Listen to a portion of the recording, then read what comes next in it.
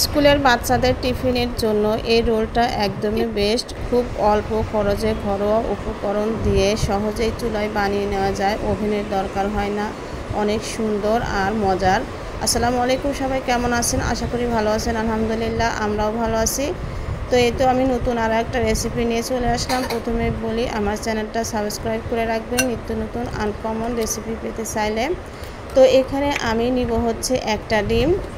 তো এখানে আমি দিয়ে দিচ্ছি হলো 3 টেবিল চামচ চিনি। চিনিটা আপনাদের চয়েস মতো কম অথবা বেশি করেও নিতে পারবেন। 1 চামচ ইস্ট দিয়ে দিলাম, দিয়ে দিব হাফ চামচ লবণ। আর ইস্ট আর লবণটা অবশ্যই আলাদা করে রাখবেন। আর 1 টেবিল চামচ তেল দিয়ে দিলাম। তেলটা কিন্তু পরবর্তীতে আমার আবারও লাগবে। এখানে 2 কাপ নিয়েছি আমি ময়দা আর আটা, যে কোনো একটা নিতে পারেন। সাদা আটা হলেও হয়, আর ময়দা নিলে একটু টেস্টটা ভালো আসে। তো অনেকের ঘরে সবসময় ময়দাটা থাকে না, আটা দিয়েও কিন্তু এটা করা যায়। তো একদম নর্মাল পানি দিয়ে কিন্তু আমি ডোটা বানিয়ে নিব। পানিটা গরমও থাকবে না, আবার ঠান্ডাও থাকবে না। তো এরকম পানি দিয়েই ডোটা বানিয়ে নিব। প্রথম অবস্থায় হাতের সাথে কিন্তু লেগে আসবে, তারপরে ভালো করে মথে নিলেই দেখবেন সুন্দর একটা ডো তৈরি হবে। তো পরবর্তীতে আমি আরও কিছুটা তেল দিয়ে দিলাম, দিয়ে আবারও মথে নিলাম। ডোটা অবশ্যই ভালো করে কিন্তু মথে নিতে হবে। আর একটুখানি আমি ফুড কালার দিয়ে কালার করে নিয়েছি।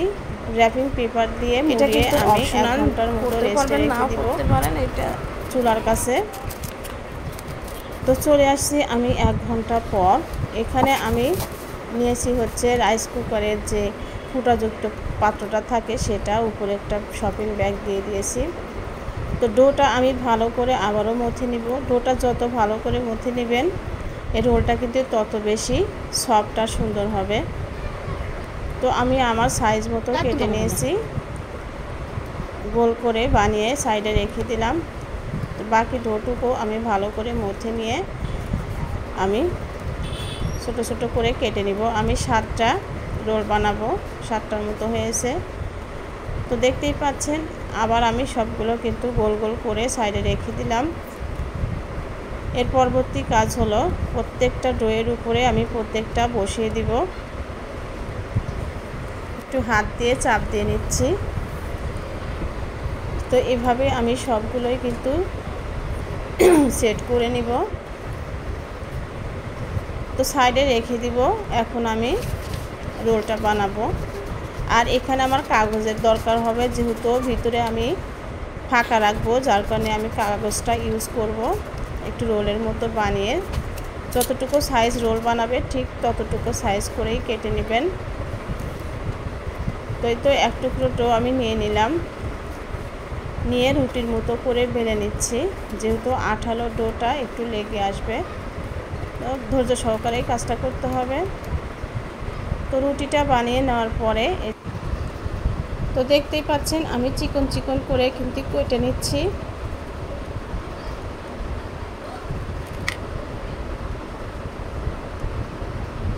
চিকন চিকন করে কেটে নেওয়ার পরে এই যে দেখেন, আমি দড়ির মতো করে একটু পাকিয়ে নিচ্ছি।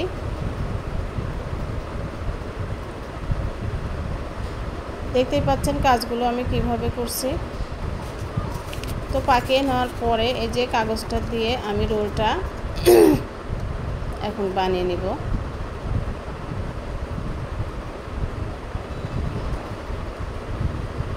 এটা কিন্তু হয়ে গেছে। তো বোঝার সুবিধার জন্য আমি আরও একটা রেডি করে আপনাদের দেখাচ্ছি। একদমই সহজ এবং সুন্দর। আর এই ধরনের যে কোনো খাবার যদি বাচ্চাদের দেন, বাচ্চারা কিন্তু অনেক খুশি হয়ে যায়। আর যেহেতু আমি ক্রিম ইউজ করেছি, আর ক্রিম থাকলে বাচ্চারা এমনিতেই কিন্তু অনেক বেশি পছন্দ করে। তো আবারও আমি আগের মতো করেই এভাবে যে পেঁচিয়ে নিচ্ছি।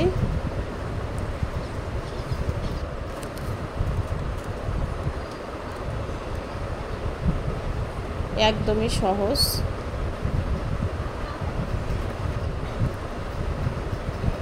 তো সবগুলোই কিন্তু এভাবে আমি রেডি করে নিয়েছি, রেস্টে রেখে দিব 20 মিনিটের মতো। এদিকে আমি রাইস কুকারের মধ্যে পানি দিয়েছি, পানিটা আমি 5 মিনিটের মতো ফুটিয়ে নিব ফুল হিট করে। তো দেখেন পানিটা কিন্তু আমার ফুটে উঠেছে। এখানে আমি বসিয়ে দিব 20 মিনিটের জন্য। চুলাটা অবশ্যই মিডিয়ামে রাখতে হবে। তো 20 মিনিট পরেই দেখতে পারবেন কতটা সুন্দর হয়েছে আমার এই রোলটা। দেখেন মাশাআল্লাহ কতটা সুন্দর হয়েছে। তো আমি চুলা থেকে নামিয়ে নিব, নেওয়ার পরে একটু ঠান্ডা করে নিয়েছি। এখন আমি এর ভিতরে যে কাগজগুলো ছিল সেগুলো বের করে নিলাম। বের করে প্রত্যেকটার ভিতরে আমি হুইপ ক্রিম দিয়ে দিলাম। আপনারা ইচ্ছে করলে নাও দিতে পারেন, আবার অন্য কিছু চকলেটও দিতে পারেন, চকলেট গানাশটা। তো এইভাবে আমি সবগুলোই রেডি করে নিব। খেতে কিন্তু অসম্ভব মজার হয়েছিল। এভাবে বানিয়ে দেখতে পারেন। আর চুলাতেই যেহেতু করা যায় সহজভাবে অল্প খরচে। আমার রেসিপিটা যদি ভালো লাগে লাইক শেয়ার কমেন্টস করবেন। আমার চ্যানেলটা